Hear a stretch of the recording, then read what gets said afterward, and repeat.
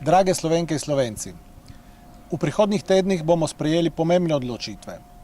Nekateri pravijo, da volitve v Evropski parlament niso pomembne in da o ničemer ne odločajo. Jaz pa pravim, da temu ni tako. Z vstopom Slovenije v Evropsko unijo so padle administrativne meje, ki so ločevale matico od zamejstva.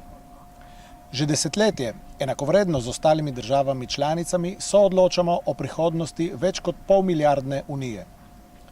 Z vstopom v Evropsko unijo so se obenem uresničile sanje, ki jih je prebudila slovenska pomlad in odločnost prve slovenske demokratične vlade. S tem se je slovenski prostor povečal, saj je Evropska unija ponovno združila vse Slovence preko nekdanjih meja. Ponosen sem, da je Slovenska demokratska stranka kot edina uvrstila predstavnika zamejcev na svojo kandidatno listo za Evropski parlament. S tem je izkazala priznanje vsem, ki smo se zavzemali za zedinjeno Slovenijo in obenem meni naložila veliko odgovornost. Zamejci smo tako lahko prvič dobili priložnost, da sooblikujemo našo skupno evropsko prihodnost.